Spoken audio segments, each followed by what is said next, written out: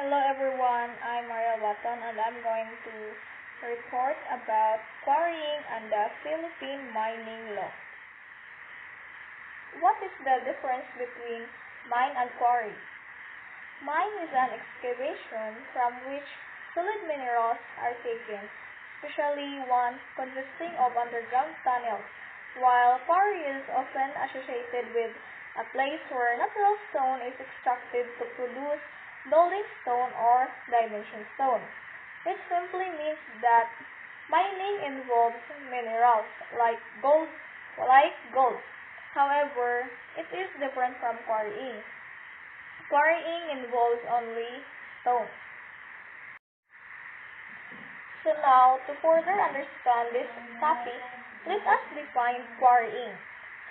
Quarrying is the process of removing rock, sand, gravel, or other minerals from the ground in order to use them to produce materials for construction or other uses. So, a quarry is any such working on the surface of the earth while minerals are extracted. Kinds of minerals or rocks taken from quarries.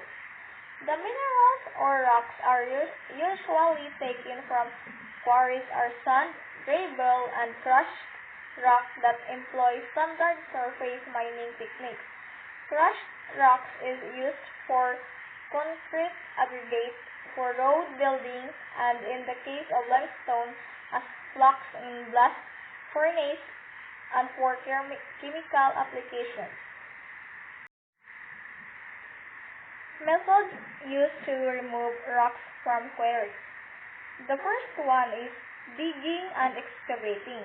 This is applicable for soft stones occurring in small blocks. Pickaxes, shovels, chisels are used to excavate stones. Second is heating. If the rocks occur in layers and if the surface is heated by fire, differential expansion separates the upper layer from the lower layer. The third is wedging. This method is applicable when the rock contains cracks or joints in it. Steel wedges or steel points are put in these cracks or fissures and hit with them with a hammer. Then the rock portion separates from parent rock. If natural cracks are there, then artificial holes are drilled in the rock and wedging is done. The fourth one is machine quarrying of stone. Machine quarrying is done by using channeling machines in the site. This type of machine is driven by steam, compressed air, or electricity. A groove is made using this machine around the rock and the horizontal holes are drilled underneath the block. Hence, the block gets separated from its bed. And the last one is blasting for quarrying stone. In this method, explosives are used to separate the stones from parent rock. This process is applied in case of hard stone or hard rock which does not contain any cracks or fissures. The holes are drilled in the rock and explosives are arranged in the holes and blasted with proper safety measures. These stones obtained through this process are not longer in size.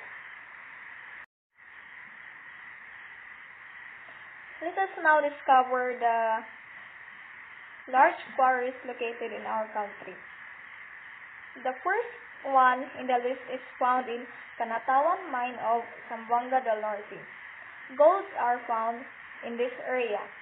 Nickel is found at Rio Tuba mine in the west of the Philippines in Bataraza, Palawan. Berong Nickel Corporation and in San Roque Minerals Incorporated. Coal. Coal is found in Malangas, Zamboanga, Sibugay, and in Semirara Island, Caluya, Antique. Copper. Copper is found in Buyungan Mine of Surigao del Norte and in Canatawan Mine located in the province of Zamboanga del Norte. How quarrying activities affect the environment and human settlements. Common effects include decreased water quality, increased pollution and greenhouse gas emissions, depletion of natural resources, and contribution to global climate change. Some of these are the direct result of human activities, whereas others are secondary effects that are part of a series of actions and reactions. While there are still illegal quarrying activities done in remote areas which cause so much damage in our mountains and hillsides, the government presumably lacking actions in regards with this illegal activity which leads to the progressions of quarrying in remote areas. Other reason is that it lessens the amenity impacts compared with sites near urban or suburban areas. The next topic is about the Philippine mining law.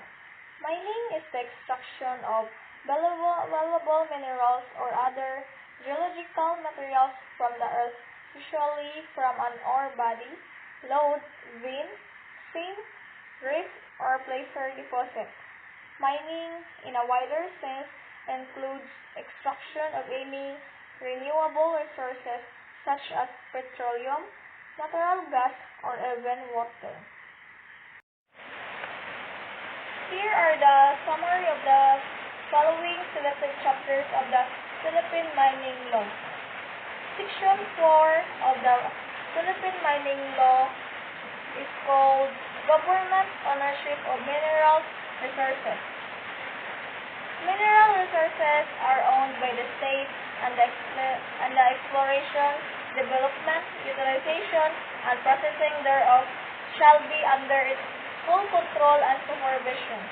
The state may directly undertake such activities or it may enter into mineral agreements with contractors. The state shall recognize and protect the rights of the indigenous cultural communities to their ancestral lands as provided for by the Constitution. My opinion regarding its implementation is that I find it agreeable since this way the state has the definite power. As I could see to it, this will result to less commotion caused by the people, and it will surely have its full supervision and protection.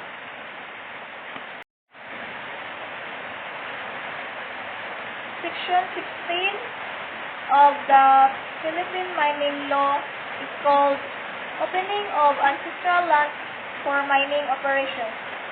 No ancestral land shall be opened for mining operations without the prior consent of the indigenous cultural community concerned.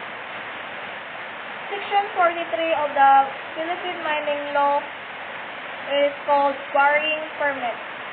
Any qualified person may apply to the provincial or city mining regulatory board for a quarry permit on privately owned lands and or public lands for building and construction materials such as marble, basalt, andesite, conglomerate, tap, adobe, granite, gabbro, serpentine, inset filling materials, clay for ceramic tiles, and building bricks, pumice, perlite, and other similar materials that are extracted by quarrying from the ground.